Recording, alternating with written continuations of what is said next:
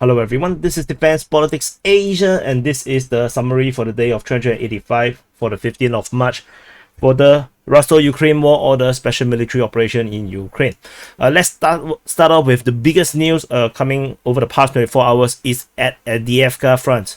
So at Avdiivka Front, the big news is that Krasnohorivka, this small little town in the north of Avdiivka city, has been captured by the Russian forces.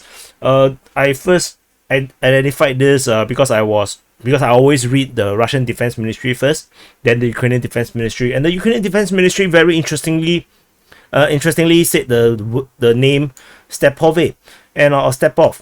Stepov is actually here, so the Russian forces can't possibly go to Stepov without capturing Krasnohorivka, and I first mapped it as most likely to be captured, and then and indeed, it was actually confirmed by Surya Maps and Ryba that Krasnohorivka has been captured by the Russian forces. So with this information, the fighting is now carrying on towards the area of Stepov, with the Russian forces capture Krasnohorivka. And there's also fighting being reported at Kupiansk, south of it, according to the Ukrainian Defense Ministry. And this is the situation over in the northern part of Avdiivka. And in the western part of Avdiivka, we have fighting across the entire Avdiivka front from Nevelsky. According to Deep State UA, the Russian forces attack in this region here. It's fighting at Pervomaisky and Netolove. So you might think that this is a bit confusing. In case you didn't catch the last SITREP, was that the Russian forces most likely have the front line something like this, which is why the push here caused the attack close to Netolove, where the Ukrainians are holding here, and then they are holding this line which the Russians are pushing towards Pervomaisky or deeper into Pervomaisky, which is why you have this very odd situation where it seems like they are fighting to the rear while also fighting at the front. It's actually because the Russian forces captured most of Vodian and they are moving over from the north. And this, of course, is a concern for the Ukrainian forces, because if the Russian forces are able to break through, and then they actually can swing south to the rear and then cause an encirclement of the Ukrainian forces in Pervomaisky. So situation here at Pervomaisky is definitely not looking especially good. Moving on, we have fighting reported in the Siversk region or north of Vodian region, with fighting reported near Siversk, and the Ukrainian forces actually counter-attack north of Vodian with the Ukrainian forces after having reinforcement reported in Tonenke and Siversk. Reportedly is several armored vehicles and assault squad. There is reports also of fighting in the northern by reconnaissance by combat, which means they basically not sure where the Russian forces are. They actually just move south and see where they will actually catch engagement, and then they got engaged by the Russian forces. So didn't change the front line at all. They mainly get contacted. There's also fighting reported at Avdiivka, which I believe is around the region of Opine, where the Russian forces pushing in this direction. Previously, we have some information about fighting on the east of Avdiivka according to Deep State UA. However, we did not have specific information. The more specific information is actually from Opine, which is usually the fighting from this direction towards Avdiivka. The one that is on the eastern part is very unclear. So not sure what's actually happening here. And that's all from the Avdiivka front. And the next big news is coming from Zaporizhzhia region. Surprisingly, Zaporizhzhia region is coming into focus because the Ukrainians actually launched a counter attack. I think that's the wrong word to use. Offensive, the ground offensive in the region around Orikhiv. So at the Orikhiv north of the Zaporizhzhia line, that's a poor circle. I can't draw a circle. Yeah. So in the Orikhiv north of the Zaporizhzhia line, the Ukrainian forces attacked towards Nesteryanka, south of Novodanilivka, towards Novoporovska. In this region here, the information seems to be really scarce and very fake. Different sources is kind of very uncertain, or they are not being very specific about exactly where the fighting is. So the information coming from Deep State UA, where they actually just say a Testeryanka to Novoperovsk area. And then Ryba actually be a little bit more specific. They talk about northwest of Orikhiv. Orikhiv is actually very far away. So, you know, Orikhiv is actually here. So northwest of Orikhiv is actually nowhere close to where the fighting seems to be. And even on their map, they didn't really draw it around this region here. They draw it actually around here. So, yeah, so even the pro-Russian source Ryba also seems to be very unclear in their information. And then there's also information, however, they did seem to give more clear information about fighting near Novodanilivka. And so we have this information about the fighting here. Russian Defense Ministry is very specific. They say the fighting is in the area of Novodanilivka, where they said that sabotage and reconnaissance group has been destroyed. Whereas Ryba, this is the one that they reported about Novodanilivka. The one at Nesteryanka is actually reported by Deep State UA, which is based on the area. The Russian sources is a little bit less clear in that sense. But from what I can gather from different sources, this is the Ukrainian attack comes towards Novoperovsk, south of Novodanilivka and Nesteryanka. This is the front line, and according to the latest information, the fighting is still ongoing. The Ukrainians are still pushing from this direction. So maybe this is the spring offensive. Maybe this is the beginning of the spring offensive. So far, there is a drone footage coming out very quickly showing the devastation of the Ukrainian forces on the ground because they are fighting in open ground. So it doesn't look very good. Just want to highlight that the Russians have multiple lines of defense in this area here. There's a line of defense around the front line, and then there's a second line of defense, and there might be actually a third line of defense. The idea is that they will not allow the Ukrainian forces to reach Tokmak or further south to the important regional capital of Melitopol. So yeah, don't expect too much if you're pro-Ukrainian. The fight here will be just as bad as the Russian push in Bakhmut. It's going to be really, really hard. Or in the Donetsk Front. There's shelling being reported at Shebaki, according to the Russian Defense Ministry, and then in the other part of on the eastern part of the Zaporizhzhia line, we have Ukrainian Mi-8 shot down over Uspenivka, according to the Russian Defense Ministry. Otherwise, this is all from the Zaporizhzhia line. And moving on to the next big front line, before you go there, the Ukrainians shot down one Sukhoi 25 over Ukraine. The sentence simply read, "This day, our soldiers shot down an enemy Sukhoi 25. Yeah, that's it. No. And moving on, we go into, where should we go? Into the Kreminna Front. At the Kreminna Front, we have the Russian forces continue to be fighting within this region, north of the Siversk Front. In the Serebransky forestry, there is fighting reported near Krasnohorivka. So this is according to the Russian Defense Ministry. Previously, when they said Krasnohorivka is under attack, I usually tend to map it in this way. But because of the Ukrainian strength within this region here, I don't think the Russians are attacking from the south. I believe what the Russian Defense Ministry means is actually they are fighting very near to Krasnohorivka within the forestry, and because it is so near, this is why they actually call it Krasnohorivka. I believe this is the case. Anyway, there is also fighting reported in the Luhansk version of the Bilohorivka, according to the Ukrainian Defense Ministry.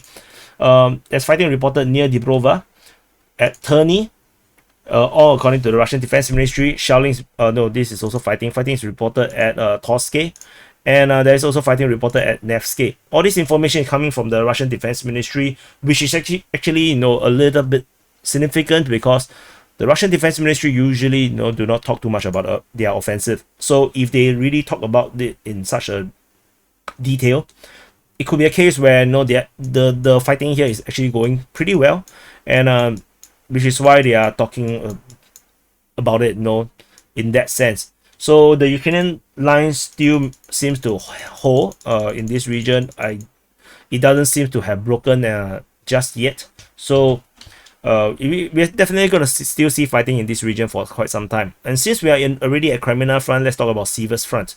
South of Kreminna region is the Siversk region, centered around the Siversk town or city. And there's fighting, as I mentioned previously, there's fighting in the area of Bilohorivka. And then there is also fighting reported at Spurny. Information coming from the Ukrainian Defense Ministry, but there is not much information. And the rest of the Siversk Front actually is pretty quiet. This is actually outdated information. The geolocation of Russian forces at this position. Not sure I mentioned previously, so that actually confirms the Russian position around here and help us to verify the front line. Information coming from the Deep State UA. And let's go into Donetsk region. In the Vuhledar region, we have shelling reported at Vuhledar, according to the Russian Defense Ministry and Prashestivka. This is actually very usual. It's almost like eating rice and actually that's a bad example because some of you guys eat potato one. So it's like drinking water. So the Ukrainian Defense Ministry continued to report fighting at Vuhledar. And again, as I would emphasize, as per the past 2-3 SITREPs, I would say that there's no other information talking about a Russian push in the Vuhledar region. And so I have no information in regarding to this information. Maybe they are just simply describing them getting shelled by the Russian forces. And moving on in the Marinka region, there is geolocation of Russian forces at this position. This allow us to change the Ukrainian mapping towards this line. So this information come from Deep State UA, the pro-Ukrainian source. So and then also this actually confirms the Russian push in the northern area. So this is actually some kind of corroboration. And there's also fighting reported at Marinka, according to the Ukrainian Defense Ministry. Fighting largely is still within the Center Road region along Druzhba Avenue. So that is rather though boring. And moving on from this region, we move into, we have covered Zaporizhzhia, Donetsk region, Avdiivka, Bakhmut, Kreminna, Siversk, and we are now into Kupyansk Front. So there's nothing at Sviatove Front, which is actually this city here. Sviatove Front, as you can see, there's nothing here. And over at the Kupiansk Front, Kupiansk is actually this city here along.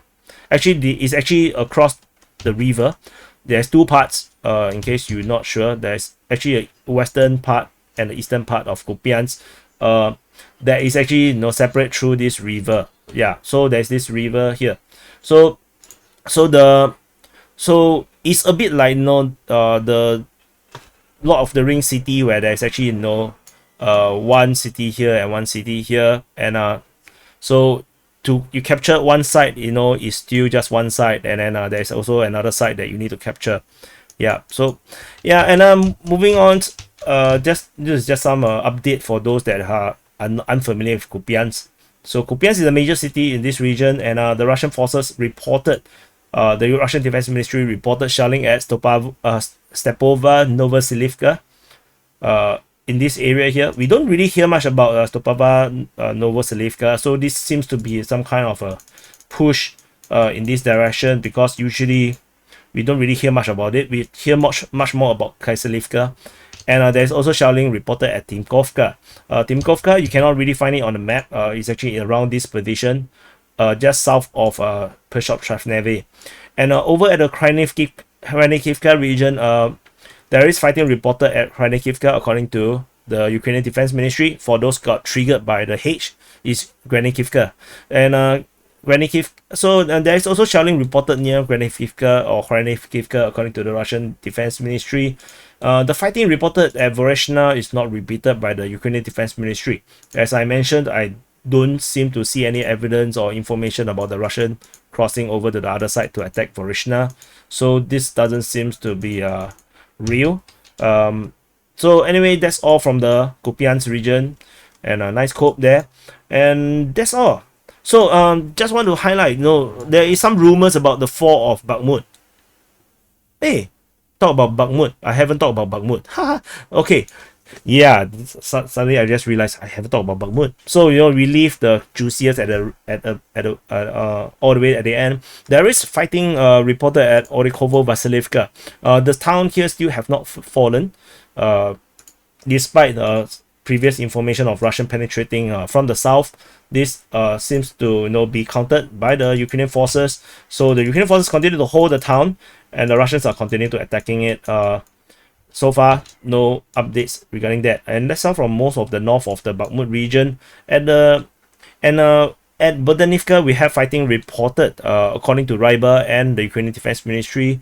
They are still pushing towards Bodanivka, but the defense seems to be very, very tough here. Oh, wrong color. Very tough here. From the Ukrainian side, the Russians are unable to push forward. According to Ryber, they only say progress slightly, only slightly. So and then the Ukrainians actually launched a counterattack within this area here, north of the highway between Khromove and Chasivya, and the Russian forces previously have around this line have got pushed back a little bit. However, according to Ryber, the Wagner forces continue to be conducting raids all along the Bodanivka and Khromove. So they are actually attacking and running back, attacking, running back, kind of raiding. And Khromove is a very interesting thing. There is some kind of rumors about the capture of Khromove. I haven't seen these rumors at all. That's very interesting. That's actually a sign of how high quality my sources is, because I didn't even read about all these rumors at all. Deep State UA and Ryber, both of them talk about information about the loss of Khromove, and Ryber also reported that the information about the capture of Khromove is not yet true. So there is no clear indication that Khromove has fallen. But according to the pro-Russian sources, the Ryber reported that the 93rd Mechanized Brigade of the Armed Forces of Ukraine actually left the village entirely due to heavy losses. However, the Russian forces did not enter the village due to heavy shelling by the Ukrainian artillery. And in the northwest of Bakhmut, the Russian forces have captured most of the forestry. Previously, the front line is around here. They have managed to push through the forest, and this push into the forest might be the reason why the Ukrainian forces actually withdraw away from Khromove, because the Wagner forces getting too close, and they really don't want to fight them, I guess. However, the Ukrainian forces, as per reported, bombard the hell out of the Russian forces. So the Russian forces can't really push in yet. So the capture is not there yet. There's no capture of Khromove, and there's also information about the capture or the fall of Bakhmut. There is literally no fall of Bakhmut just yet, as you can see, from the map. The Bakhmut is actually quite a huge city. To call for its fall, even if it's fall, it doesn't fall over one day. So I believe, if I'm not wrong, this rumor came about due to this American colonel, McDouglas, I think. I think that's his name. I cannot remember his name offhand. He did a video yesterday, I think, or earlier this morning or something, where he had this clickbait title saying that Bakhmut has fallen or something. So, which I believe is the cause of all these rumors or misconception that Bakhmut has fallen. No, the Ukrainians are still holding the line as per they are expecting to. A lot of people message me say Bakhmut has fallen. It's not true. In my sources, the fighting is still in the north of Bakhmut, in the what is it called, Azom plant, or the non-ferrous processing plant. What do you call it, man? The non-ferrous metal plant. Yeah, they are still fighting in this area here with the Wagner forces trying to comb this industrial plant. So this industrial plant is not easy, and the Russian Sukhoi 24 got shot down over Bakhmut, according to a video that the 93rd Brigade, the same one that was mentioned over here, over here, the same one, the 93rd Mechanized Brigade, has shot down this Sukhoi 24 bomber. over Bakhmut. And this is a pro-Ukrainian source, by the way. This is Zaporizhzhia. This actually shared to me by one of the viewers of DPA's videos. Ukrainian Defense Ministry simply reported fighting at Bakhmut. In the southern side, we have major changes in the front line. The Russian forces have moved from this front line, pushing deeper towards the center of Bakhmut, and at this region here, they also have pushed forward. They have captured most of the cemetery, which might come in handy later, and the front line continued to be pushed back deeper in towards the center of Bakhmut. So as you can see, if this is happening, then there is no reason Bakhmut has fallen. So for those that believe that, yeah, you can stand corrected and go and slap that person who told you this. And yeah, there is no information about Ivaniske though. Interestingly, I haven't read much. I didn't see any sources talking about any fighting around this area here, which is interesting. And yeah, that's all. So anyway, Zaporizhzhia's capture has been reported by Ryba as well, the pro-Russian source. So Russian Defense Ministry have not acknowledged this just yet. So, but anyway, thank you for watching. I think I have covered literally everything now. So thank you for watching. Sorry for forgetting about Bakhmut. I cannot believe I forgot about Bakhmut. Anyway, thank you for watching. This is the summary for the day of 385 for the 15th of February. Do press the like button, subscribe if you are new to this channel, and share this to everyone. Just share it to your social media. Don't need to think who will read it. Just share. Just share and say that if you don't watch this video, you are not a chat. Something like this. Then I think all the chats will go and click it. The non-chats, the non-chatty people, yeah, they don't have to watch it. Only chats watch these videos. And I'll see you in the next update.